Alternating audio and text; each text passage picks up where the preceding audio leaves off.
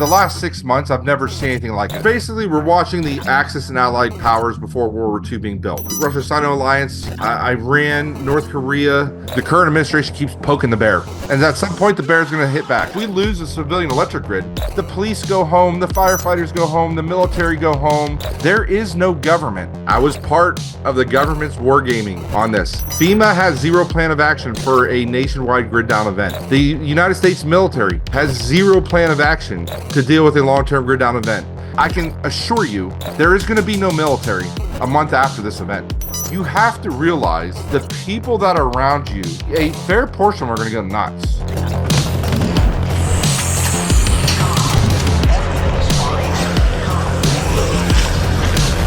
Your best chance of survival is having a place where you have food and where you have the least amount of human interaction for that first year until the mass die-off is done.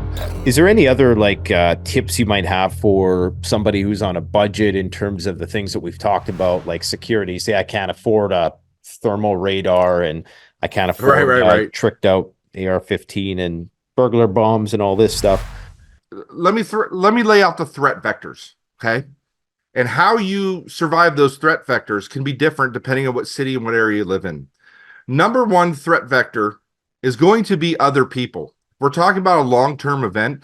A lot of people have a plan to barter their way through the apocalypse. And I'm buying a whole bunch of, whiskey and different things. Every human interaction you have to barter, you don't know if that person's on their last leg. You don't know if they're trading you their very last chicken that they have left just to size you up, just to look at your belt to see how many notches you've moved your belt in the last 2 months, right? So I think the least amount of human interaction that you can have that first year, and so I'm not talking about living as hermits on the side of a mountain the rest of your life. I think that the mutual assurance groups, that's a whole nother discussion. We can get into that. I think a single family unit is going to have a tough go. I think having a little bit larger of a group is wise. Spread out the resources, spread out the watch, things like that, right? So, but human interaction, you got to be real careful. So on my website, Grid Down Consulting, under the research tab, I have a report you can download for free. It's called Grid Down Death of a Nation. It was a white paper I wrote. It's on the psychology and physiology of human desperation, starvation, and living in a world without rule of law.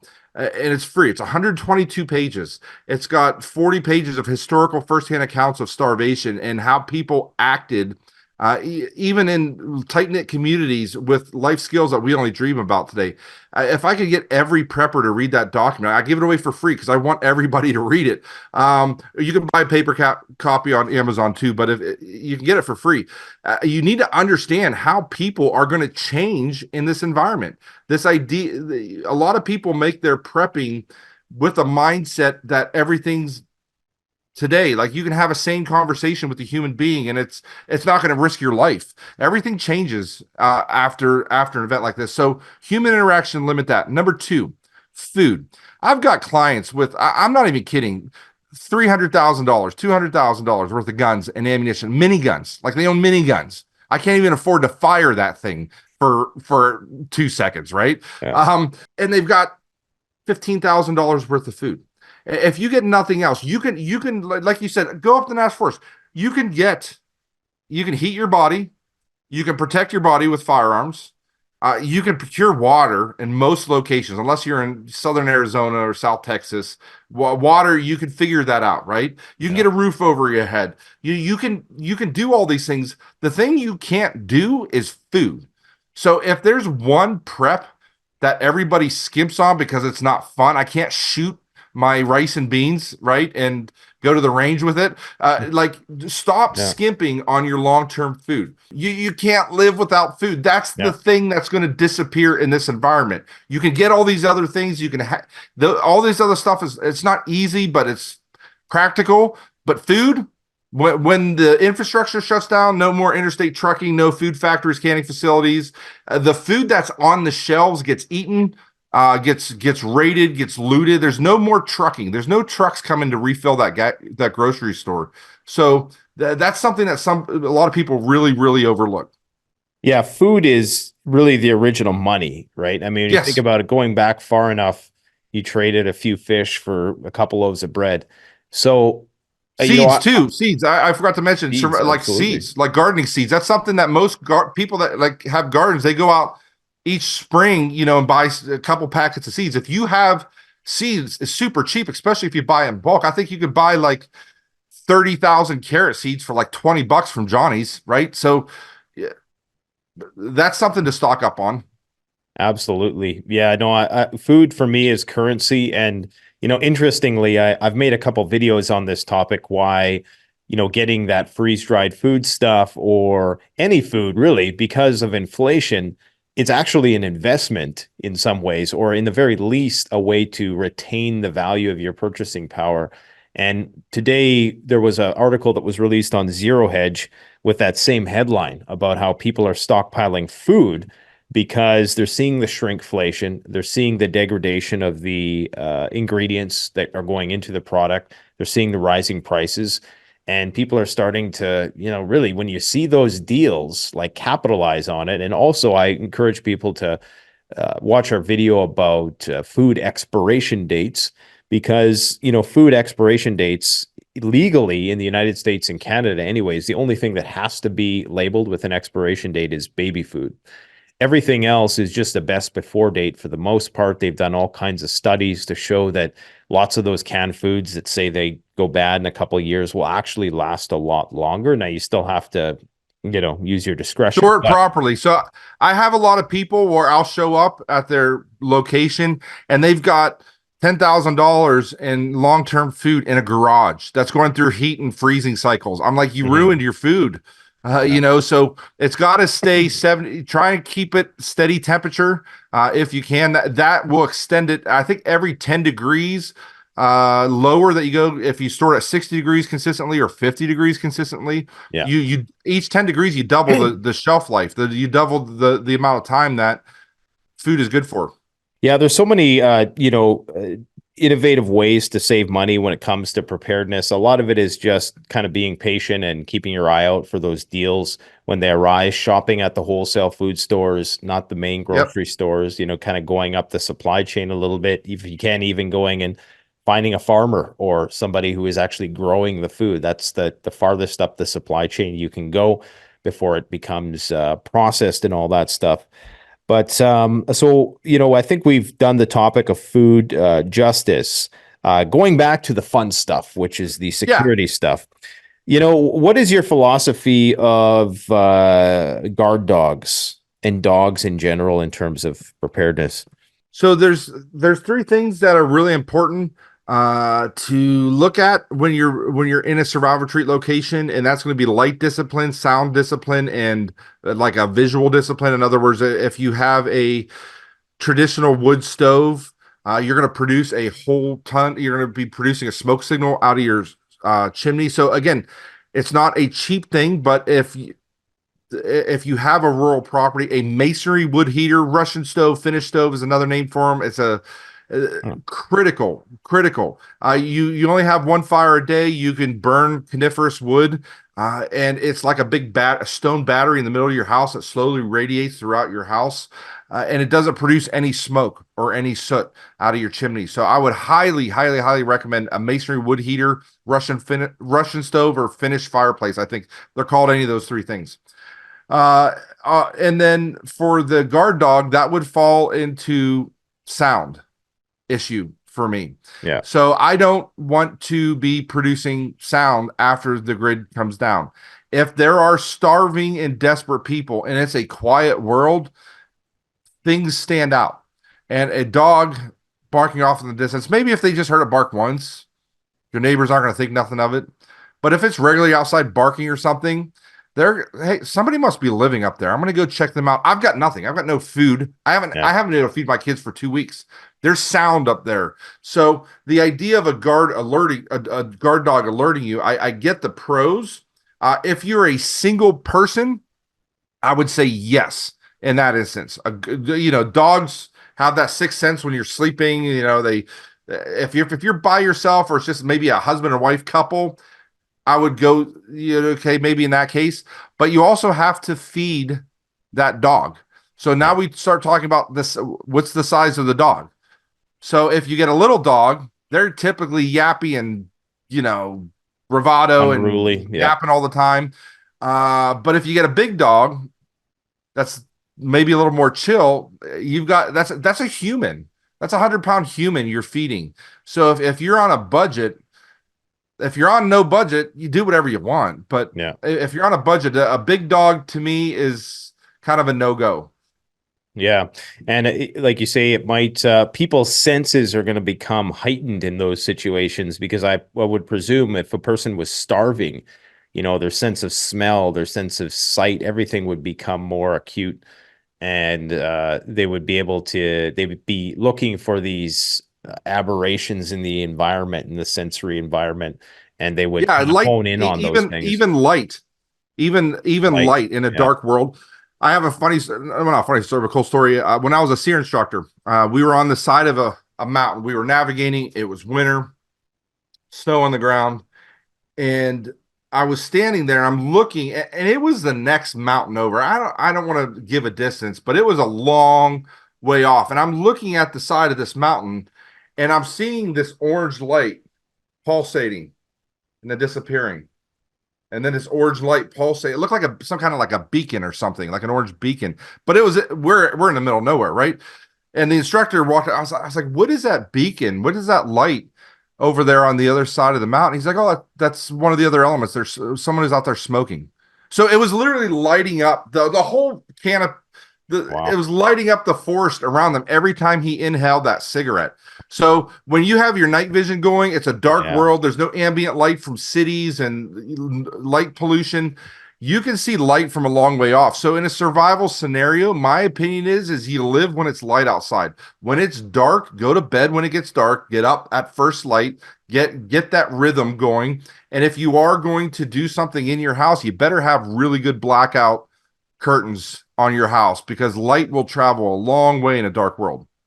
Absolutely. I think the threshold for human vision is something like 30 miles to see a flickering candle Yeah. in the right conditions. Like if you're on a mountain, you could see, like, if your eyes are adapted to the night vision. What about, like in terms, I guess we've talked a little bit about the layout of the property and things of that nature.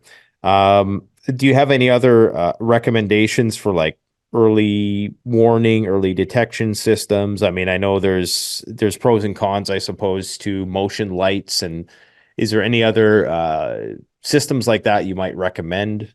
Yeah. Well, so I have some motion detectors on my property just for normal time because I live really remote. So I have a motion sensor that's down by the driveway and it's up about 5 feet high. So the deer that might be walking up or down the driveway don't set it off. Essentially, I'm looking for vehicles or humans that are walking up and down the road, but it puts a chime off in my house. And Okay. there's a different chime for each one. And I can't remember. I got it on Amazon. If you look on Amazon, it's the plug-in. They look like little owls. The motion sensors, they look like little owls. Okay. Like the head of a OWL, an owl. Okay. So that's a system I've used. There are more expensive systems. There's solar powered systems. I'm not 100% sure those the ones with a little mini solar panel they might get fried. That whole system might get fried. If it's just a real simple, like a motion activated, it might work. But if it's a camera system, it might not work. So whatever my point in this is, whatever company you use, and I'm not giving you an exact brand name. There's a lot of companies out there, depending on your property, how far, what's the distance, what are we talking about? It's going to depend. Just make sure you have redundancy because they may get fried in an EMP and have extra ones to put out there. I personally like AA battery operations. So something on a budget, if you can't afford an EMP hardened solar system for your retreat or for your property, like Solark, SOL-ARK is the only company that makes an EMP hardened large scale system. I would really recommend stocking up on like Sanyo, Eneloop, AA, AAA batteries, having a couple, like again, redundancy rechargers, and then setting up a small solar panel with a small inverter. And I mean, you can run those little camping lanterns, you know what I mean, that you lift up and down. You can get lighting, you can get radios, you can run a lot of stuff on double A. Like, you just go to the camping store and look at all this stuff. You can run a fan. When I go camping, I take a little fan. I'm a sweater, okay. I don't like to be hot when I sleep, so I take a little camping fan in my backpack. Don't judge Yeah. me, okay. So The double A Siri batteries instructor, can, the bare essentials. yes, I'm roughing it. um, so there's a lot of things you can run with double A batteries. So having in a Faraday box, a backup a small solar system, inverter, battery chargers and having a big chunk of double A and triple A batteries, you can do a lot with them.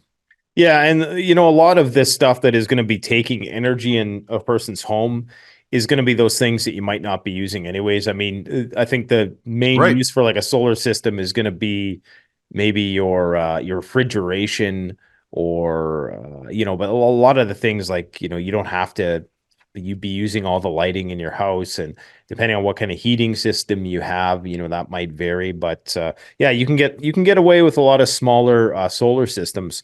On the topic of commo, what is your, preferred form of communication? And when you're working with your clients, do you help them get set up with a means of communicating on their property or outside of their property? So I mentioned site discipline, light discipline, and Sound? sound discipline, right? Comms discipline is another one. So again, I know this is a really popular subject, and I'd probably be in the minority here. You need to be really careful with comms. If you're running just the 13 channel hand radios, that travels a fair distance, right? But people can be listening that somebody else may have a hand radio on scan mode, and then boom, there's somebody in this patch of woods that's still kicking. Then they're Yeah. talking, right? So I would use.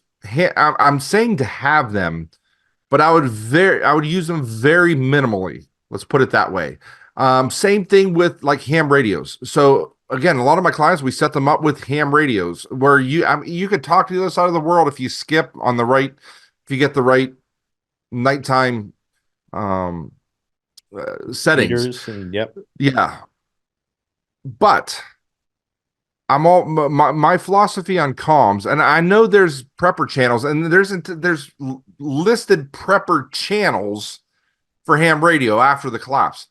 Me personally, I'm not talking to any of them. I don't. I Yeah. right. I don't want them knowing that I'm alive because I've done a lot. I've done over 600 survival retreat locations. Most of these groups don't have what they think they need or what they think they have as far as food. Most of them are more people are going to show up. Only this family is supposed to come, and they brought their mom and dad that was in the nursing home and their sister that lived across the street from. They brought more people are going to show up. They're going to run out of food faster. I would again that first year. So I'm talking the first year, the big die off, we'll call it. I may listen. I'm not talking. And then there's also triangulation. So it is possible to triangulate a signal, especially if you're talking military technology. I would just I'd be hesitant being on the chatterbox because if you get to know somebody, they may be like, oh, let's meet up. Let's get together. I got chickens, you got goats. Let's trade, right? Man, I would be real leery about any of that. Super secret, super private. And the last thing on that note is like your hand crank radios and like listening. Right. So if there is a government broadcast or if there is information, can you try? I can't trust what I listen to and read today. Absolutely. Okay. In this environment, Yeah. they may be putting stuff out there, come here. Come to this port. There's food. I don't know, man. I'd be real careful what I'm hearing. So you're saying just be a receiver, but not a transmitter. Right. And I'm not saying down the road, a year in, 2 years in, that may become a whole part of your existence with another group that you've bonded with and you are trading with, right? So I'm not against them. I'm just saying be real careful with them. Well, you make a really good point about not being able to trust the messaging, even if it is from the government. I mean, a recurring theme in a lot of post-apocalyptic fiction is the people who are masquerading as something they're not, masquerading as 100%. government officials. They got the high vis vest on, the hard hat, and you think they're official, but really they're just waiting to ambush you or something like that. Can I So expand on that topic real quick? absolutely. So, as a member of the Electromagnetic Defense Task Force, that report that I have on my website that I talked about on the psychology and physiology of human desperation, starvation, living without rule of law, that was written to military readiness. So that is written to the military. So I did a lot of research on how much food there is on the average base. I did a lot of research on what they have on the base level. Nothing's hardened. They're not going to have any fresh water. Their septic system's probably not going to function. It's probably going to back up because that all takes electricity. The Yeah. average military base only has 24 to 48 hours of backup diesel to run generation to even run that base.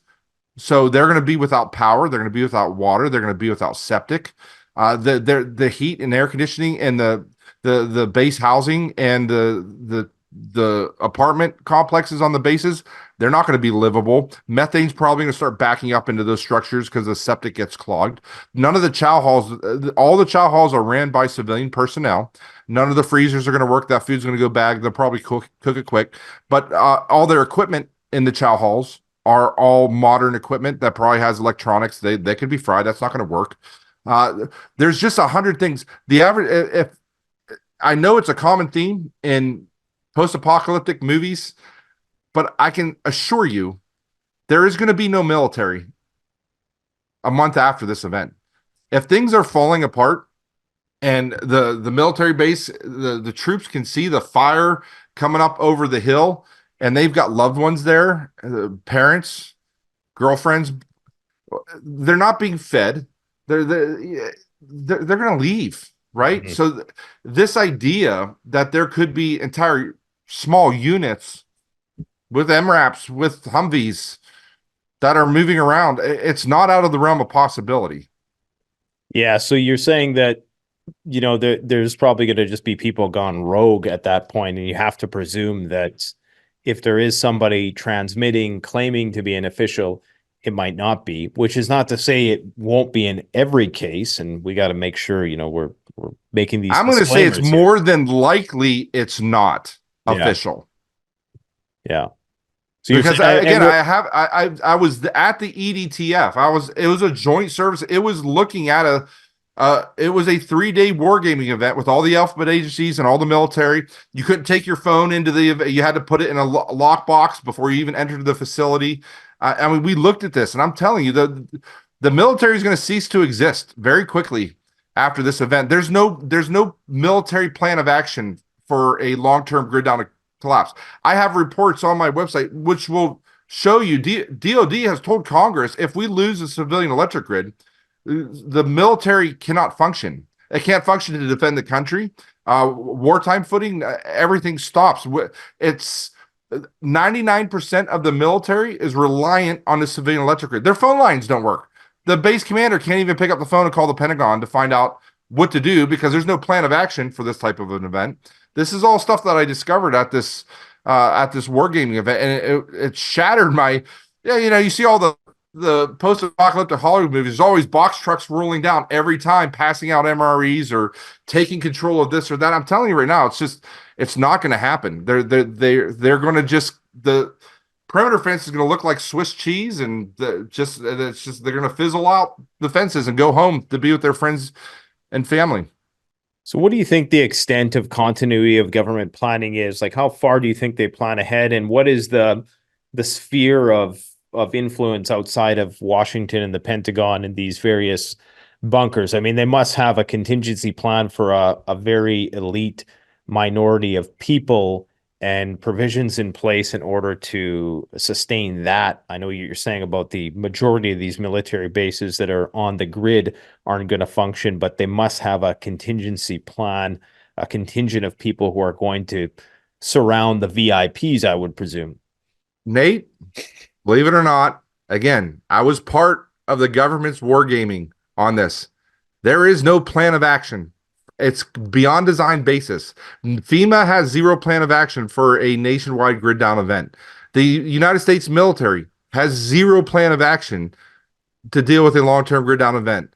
And as far as we know, so again, I'm the deputy director of the U.S. Task Force on National Homeland Security. It's a congressional advisory board on grid down threats, on EMP. I've been to the FBI's InfraGard. I'm a member of all these organizations that meet throughout the year. And I sit there and play devil's advocate and try and assist as best as I can because we're trying to convince the government to take this seriously. There is no plan of action. We talk about Cheyenne Mountain and Raven Rock and whatever is under the Denver airport, right? I mean, there's a lot of things like that. There are probably locations, but I would say for the president, maybe the Speaker of the House, maybe they might be in a hole somewhere. There is no government. They have no way to enforce anything. There's the police go home, the firefighters go home, the military go home. People have families. Yeah, you may have small contingents, but as far as continuity of government and rules, and I know that is like the main thing with most prepper fiction. There's always the government, the bad guy coming in there. We're going to confiscate your guns, this you backwoods town, that's never going to happen. If anything, they may be moving in with you. So, well, I think it really depends on the scenario, though, right? Because it does depend on the scenario. I'm talking about worst case nationwide grid down event. So, yeah, there are other scenarios. What do you think, though, happens to all the Navy, the strike carrier groups, and there's got to be some contingency chain of command in such case? I mean, do those guys just all jump into the ocean, or No. So stuff that's still functioning overseas, I think that would be the first big push, is to recall our planes from overseas, because a lot of the planes, if it is an EMP, they're going to get zapped. They're not going to function here.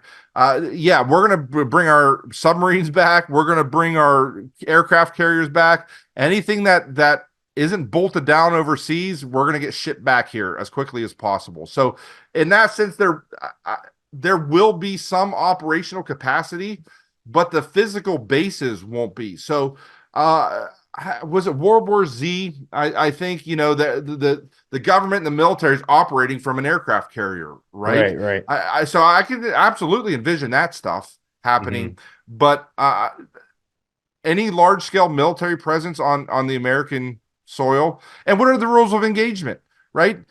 So the human population, most people are very angry, right and left, with the government and the military to begin with, right?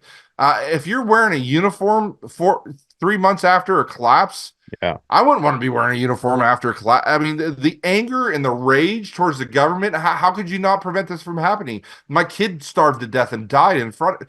I wouldn't want to be. What are the rules of engagement, right? Yeah, it's a civil war scenario after that. Yeah. By the sounds of things. Interesting stuff. Is there anything else you think in terms of human psychology and just that aspect of interacting with groups post collapse, and how to just navigate that very dangerous world? Because fortunately nowadays a lot of people don't have good street smarts. That's the understatement of the century. Logic has gone out the window, right?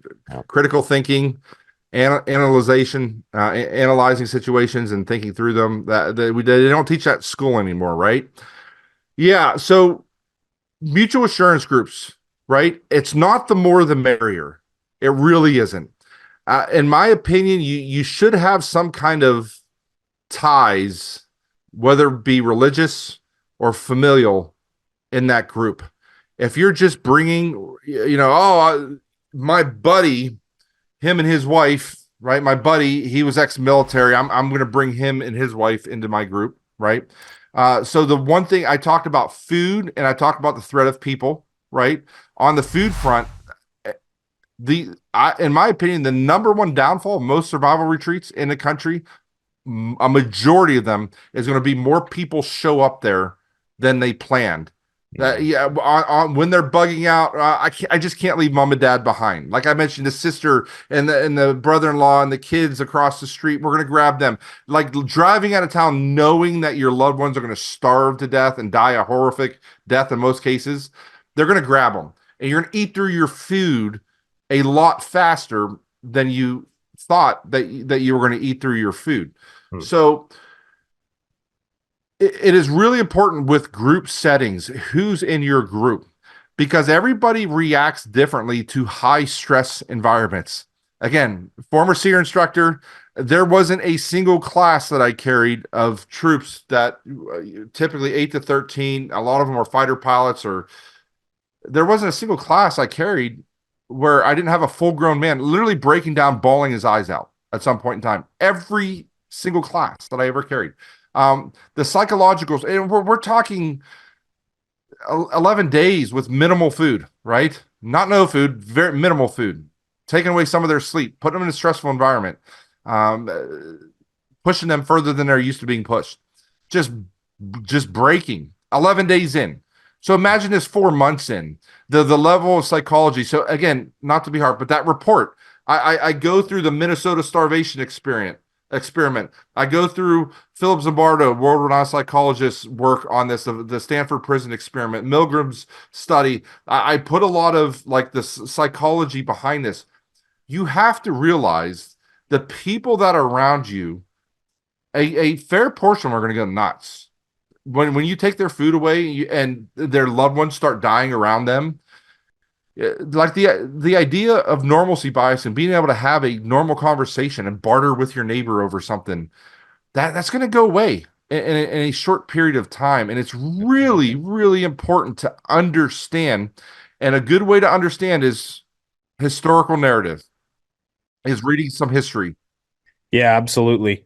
Definitely. It's going to be a very difficult uh, environment to navigate when so many people are not accustomed to knowing those mortal feelings of thirst and hunger and not being under that level of stress. And, you breaking people might actually be quite therapeutic in terms of getting them familiar with those feelings. And so that when they do, hopefully they never have to, but if they do inevitably Right. have to experience that, they know how to process that experience a bit better. Yeah. So just on the group front, just realize even your sister-in-law or your brother-in-law, right? In your group, just be aware they may have a young teenage daughter that's in another state at college, and 3 months they have no idea where that takes a psychological toll. And I don't want to get like Yeah. gender role, but like on especially on a female person, like their daughter's missing. They don't know if they're alive or dead. That takes a psychological a Hmm. toll on that individual. So just be aware that you're going to have to navigate through some of these things personally. I'm just going to put a plug out there for Jesus Christ. I'm a Christian. I believe having faith in something outside of yourself and your own abilities and trusting on something else can give you a supernatural peace that you could ride through these things because you're looking at the future and the afterlife, and what happens down here on earth is just a blip on the radar of eternity. So if you're a Christian, prayer, and if you're not a Christian, buy a Bible. If you don't believe it today, you might start reading it after the fact. It might give you some peace and comfort. Well, I think, you say something important about social cohesion and that there has to be either a penal, religious, cultural, like common language. There's got to be something there as a bond, right? That Yeah. goes beyond just you getting together. And this is what I've always had a problem with about prepping groups, is because you get Yep. all these people who are probably independently minded people who Yes. like doing things on their own and they don't like people telling them what to do. Well, groups like that, it's just impossible to function. What happens when you have to make a decision and, it's going to affect the whole group? Who gets to make that decision? That's when you get into the politics. And a lot of, I think, preppers who maybe haven't, surrounded themselves with a lot of people or put themselves in a lot of situation where there is political hierarchies, overestimate their ability to fit into that environment in a way which is going to be to come to amicable solutions with respect to problems that could arise, because everybody's going to have the answer. And so it's, I think it's just important. There has to be that family bond, religious bond, like you said. There's got to be something, some underlying creed, even like a agreed upon charter or constitution. I don't know. There has to be something there. Yeah, you mentioned a hierarchy. Okay. All of life is hierarchy. If you have a job, you have a boss that tells you what to do or don't do, or you get fired, right? Yeah. But a lot of preppers are very independent people. They homestead. I don't want to, I'm tired of this grindstone working for a 401k and making somebody else money. I'm going to go and do this or do that. They're very independent minded, which I am too. I get it, right? But you put a whole bunch of people that don't have familial bonds or religious bonds into a big camp. And me personally, I know there's a bunch of these camps you can buy into, these blue collar camps. I don't have, I think they're going to be very problematic because you're going to have, because everybody's going to, they're all, or some version of a prepper, they're all going to have their ideas of how the show should be run after the fact. They're all going to disagree. And how are you going to run that camp with an iron fist? And I tell clients this too. So I have clients, I talk about one, and got a large group. They're bringing a lot of their employees and loved ones and sisters and, extended relatives. They've got a very nice location, very big spot with a lot of people. And I always warn my clients that have these large groups. I say, here's the deal. If you think you're going to run this group with an iron fist, this is my spot. You can get out of here, buddy. I was like, you're going to be in a ditch down the road in a short period of time. Somebody else is going to be running the show. If you think you're going to just run this thing with an iron fist, so it gets complicated, right? And if, like you said, if there's no bonds to hold those people together, Yeah, there has to be an agreed upon hierarchy, because if you just get a bunch of yes, alphas, a bunch of yep, generals in there, calling the shots, it's going to be a royal rumble. It's going to be a bloodbath. Um, Probably not a good transition from bloodbath, but what do you think about various like weapon systems and stuff like that?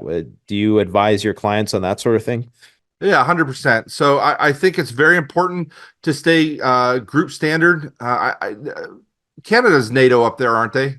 You guys running a M6 5.56. M4s? Yeah, yeah. Yeah, it's hard to Okay. come by, but we still have a few guns that are legal that will take that round. Yeah. Okay. So speaking for America, I think reliable. So the first thing with an SHTF gun is reliability. So like if we start talking handguns, I'll be honest, most guns today are reliable. Even if you get a Sig Sauer, you get an FN, whatever, right? Most handguns, semi-automatic handguns are reliable, in my opinion. And I think I could say it's not my opinion, but Glock are known.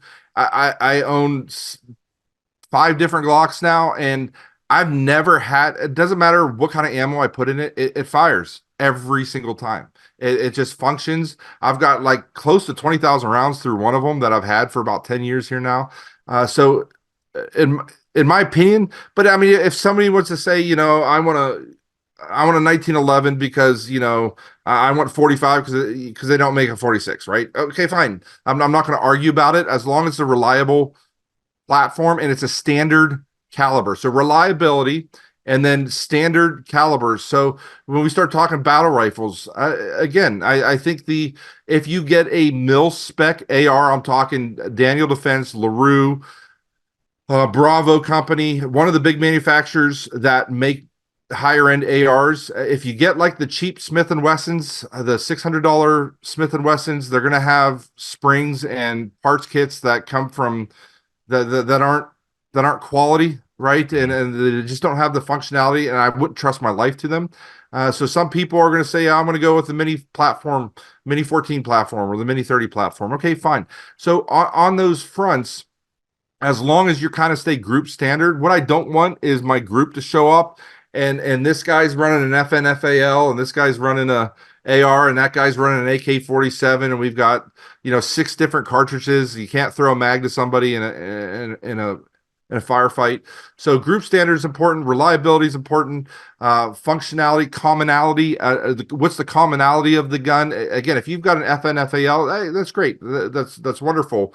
But if you break a firing pin or an extractor, you're probably never going to barter and get another part for that, right? Yeah. Whereas you stick with some of these more common weapon platforms, that I think it's smarter. So up in Canada, I know you guys have some wicked Yeah, communistic everybody, gun laws. I can already hear I, people in the comment section. I can hear them I typing. know, Everything he just said didn't pertain to us. right? So We I'm can get thinking, Tavors though. Still, I got one of those can you have 10-round magazines for a rifle 5 round magazines. for a hunting rifle?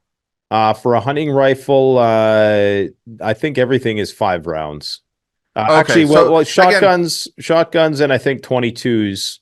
You can go up to 10. You used to be able to go up to 25, but they got rid of that.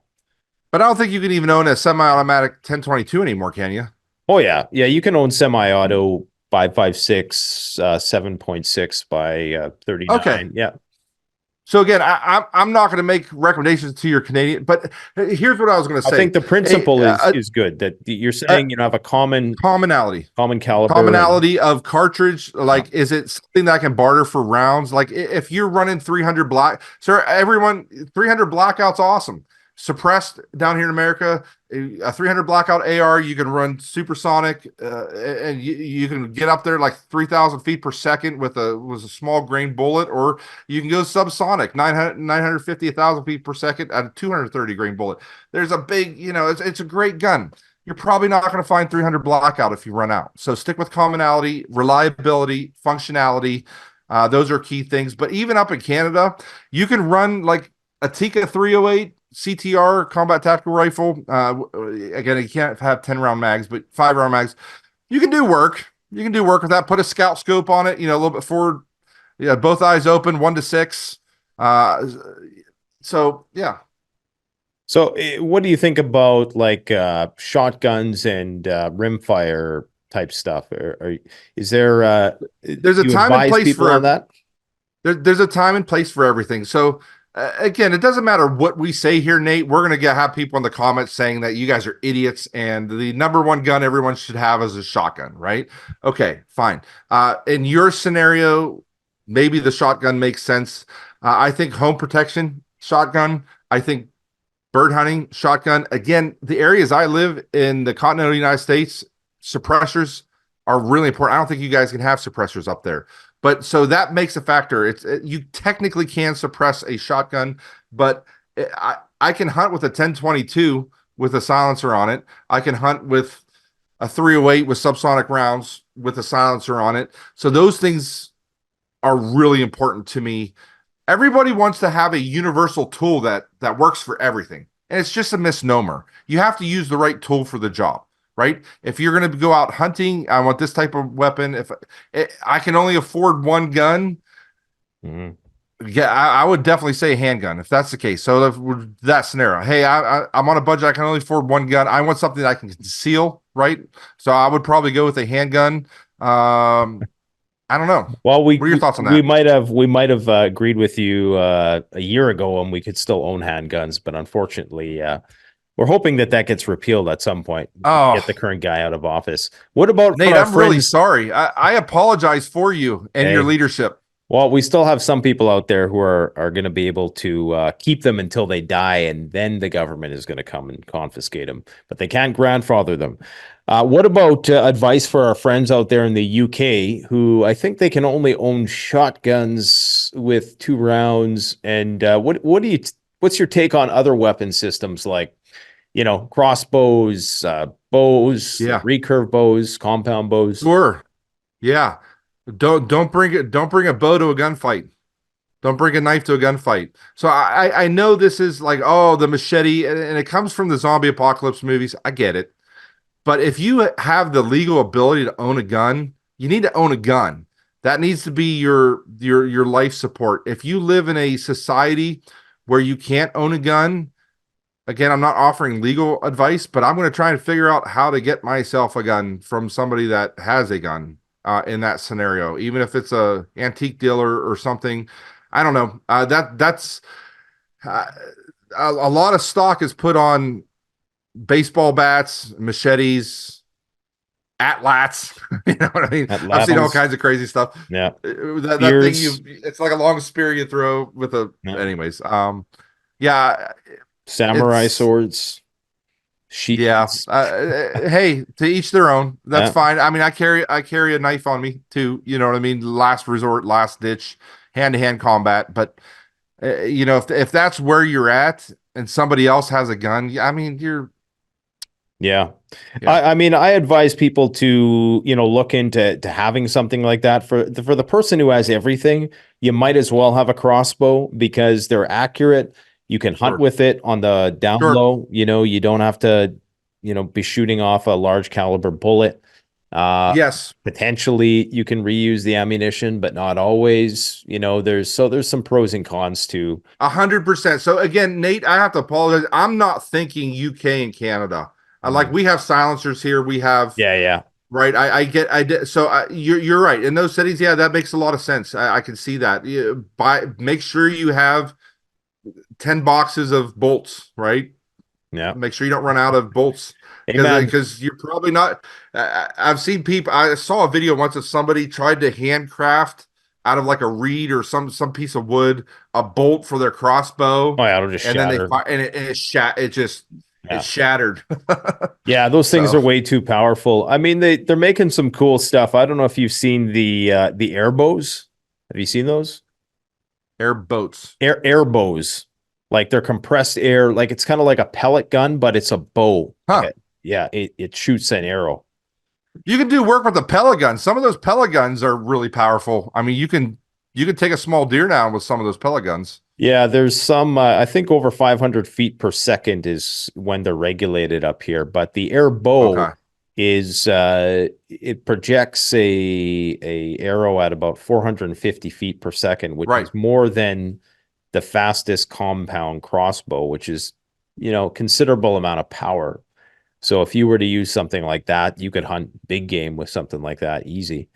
Um, Yeah. what do you think about, and maybe I don't know if there's other areas you want to go here, but we're probably getting a little long. But what about the Rambo type stuff? Like, I don't even know if we want to go here because it would potentially create problems for ourselves. But in terms of like, you did a lot of the series stuff, so survival, escape, and evasion. Do they teach you guys, how to like set traps and maybe look for sign and do you do all that Rambo commando stuff? Yes. The book. There's a couple books. There's a couple books on guerrilla warfare that you can buy, and most of that stuff's going to be in there. Okay. I'm not, the old Vietnam tricks, pit, cover it with leaves, spikes. Well, what if it's the neighbor's kid that steps in there? I'm not a big.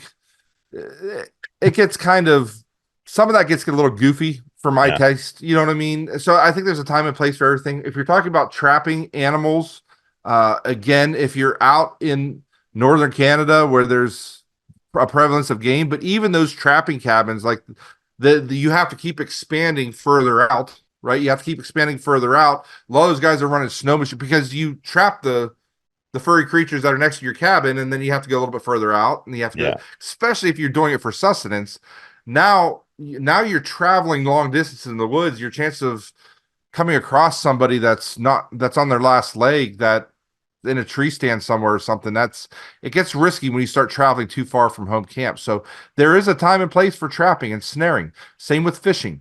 Right? If you have a pond or if you have a lake, you can overfish it. If there's a bunch of other people fishing the same lake, it may get overfished. I don't know, but yeah, these are things to consider when the time comes. Hunting again, hunting. If you have to go out hunting, my philosophy for hunting with my clients is, we have the canning facilities and we have a backup electric for their freezers. My philosophy is kill every single deer, animal, wild pig that you can get in the first week, because eventually one of your neighbors is going to shoot that animal. My opinion, kill it, do a lot of harvesting the first week, freezing, canning, smoking, whatever your strategy is for that, and get that the first week. If you're relying on protein sustenance, long-term survival. Again, unless you're really far north in Canada or some really remote area, most of the game is going to be gone. Yeah. Yeah, the reason why I bring up the guerrilla warfare stuff is because I think it's not even just for the purpose of warfare, but I think it's important that people think asymmetrically about these situations because, Yes. most people aren't chess players. Most people are going to look at things one-dimensionally, and most criminals have learned to play chess, whereas most people just, go about life playing checkers. They follow the rules. A lot of criminals out there, they're thinking of sinister ways that they can perhaps trick you or deceive you, and they're very cunning in that respect. And you almost have to be able to not be fixated on fighting a war one dimensionally, kind of like we are in Ukraine. We're not thinking strategically. We're not thinking strategically with respect to what's going on in the Middle East. We're a very one dimensional people as it pertains to warfare. And I think it's just important that we have to, try to incorporate some of those asymmetrical tactics into our repertoire. Nate, I misunderstood your question, but you are absolutely correct. So you bring up a very important point. Most tactical training classes that you're going to attend are going to be led by probably a former special operations guy, whether he's Marine, Army, Navy SEAL, or something along those lines. Those guys and a lot of the training that they're going to give to civilians is geared towards fighting a fight to win an objective. That's what the military does. They win objectives. We have to take that hill. We have to take this location, right? And if somebody gets shot, there's a helicopter that's going to fly in and take them to a forward operating base with the latest and greatest doctors to treat those battlefield wounds. You don't have that option. If you get a flesh wound, if you get a serious cut or a bullet wound, even if it went through and through your leg, infection, there's lots of risk involved with any firefights. That's what I was talking about earlier. Yeah. Live to fight another day. So guerrilla warfare tactics, in that sense, 100%. I was just looking at my bookshelf there to kind of look and see what I had on that subject. So I've read a handful of books on that topic, and that's really my philosophy. So for instance, if a firefight happens, right? Or if you get in an ambush, you don't need to win. All you need to do is get out. The bounding, right? Cover fires, move back. This person cover fire, move back. Get the heck out of Dodge. And then if it's on your property, you know your location, go fight them on your terms. My first philosophy, don't fight them. Even if they took a pot shot at you, even if they hit somebody. Firefights, bullets go two directions. And it's like, oh, well, we've got all these military tactical weapons and the silencers and the thermal optics and all that. Well, that good old boy with a 308 deer rifle, he can hit a running deer at 200 yards, right? It's just not worth it, in my opinion. So having guerrilla warfare tactics, avoiding gunfights like the plague, living to fight another day, using some of these techniques instead of a lot of the techniques that are taught in these training classes is like forward, take the fight, go forward with the fight. My philosophy is always go that way, right? And if you have to make them come to you on your terms if you have to. Yeah, I mean it's a classic art of war, type Yes. methodology, right? And it only makes sense, especially as you're saying that you're not going to have those forward deployed advanced medical care that a lot of this planning is built around. And I think that's a great place to conclude the conversation, because I think we've kind of come full circle in the conversation where we're getting back to what you were originally talking about. And I'd encourage people to go and check out his website, Grid Down Consulting. How are you in terms of accepting new clients right now? What is your projected timeline? I know you said you're making a bunch of trips pretty soon here. What if somebody Yeah, wanted to it's get your assistance right now? How long would they have to wait? they don't have to wait long. I've never seen the last 6 months. I've never seen I've never seen anything like it. I mean, the amount of new clients that are just reaching out to me multiple times a week, it's so I can have an initial consulting call, a new client call with most individuals that reach out and contact me. I'm willing to at least spend that couple hours with them, just looking at their scenario, offering suggestions, 30,000 feet, looking at their property on Google Earth. As far as travel, I'm a little backed up on travel. I'm going to be in 6 states in the next 7 weeks, I think it is, with clients, and I've got a bunch of big projects going right now. I am taking. If you're a big client, I'm willing to take a look at what you have going on. I'm looking for clients. If there's any high net worth clients in DC for whatever reason. I've got clients everywhere. DC is a location I'm having a hard time finding somebody. So I'd like to find somebody that wants to work with me personally in West Virginia. Let's do it. Yeah. But outside of that, yeah, I'll take anybody and talk to them at least. But if you are doing a big project and a build out, it may be a couple weeks before I can get to your location at this point. And maybe just in conclusion, what is your take on what's going on right now? Because we haven't talked about any current event stuff. Like, yeah, what is your threat level assessment at this point in time? Threat level assessment high. Yeah. Alarm.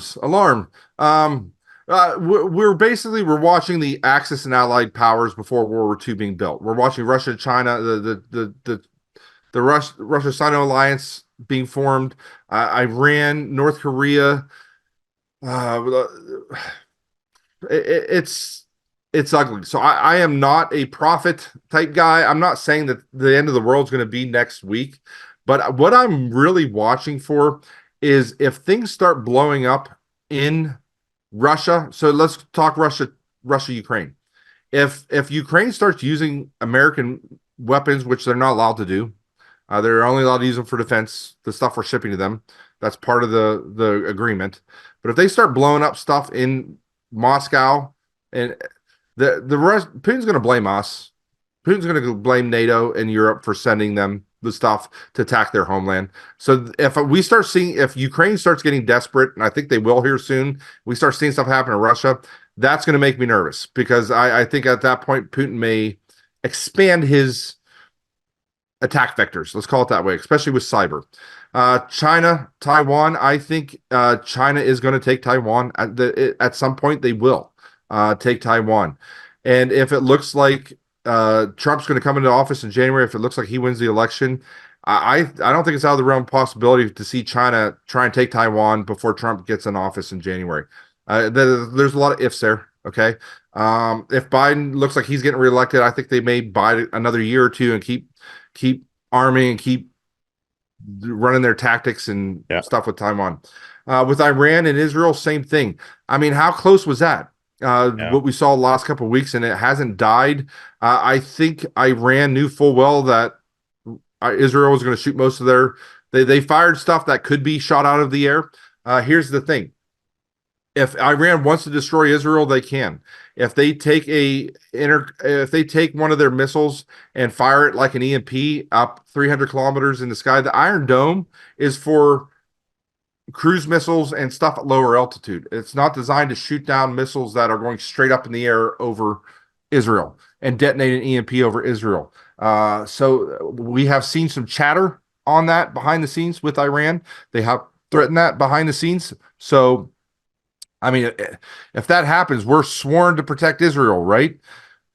So I don't know. I don't want to get into the political side of that and what's happening, just because, my position here with the task force, and we do meet with Congress and stuff, and so I don't want to get political with this. It's a political thing, but I wish everybody would mind their own business and we can get out of these wars. But it seems like the current administration keeps poking the bear. Yeah, well, I mean, they just keep poking.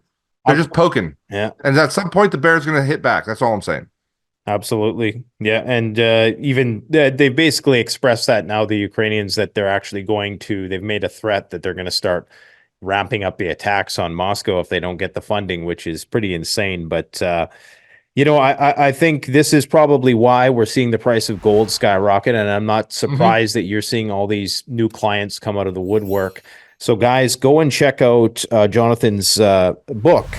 books as well, but also go just check out his website. All the information is on there. Thanks again for coming out, and we look forward to having you back in the near future. And maybe we'll have to get you in-house to do some consulting around my property here. Definitely. Thanks for having me on, Nate. The best way to support this channel is to support yourself by gearing up at CanadianPreparedness.com, where you'll find high-quality survival gear at the best prices, no junk, and no gimmicks. Use discount code PREPPINGGEAR for 10% off. Don't forget, the strong survive, but the prepared thrive. Stay safe.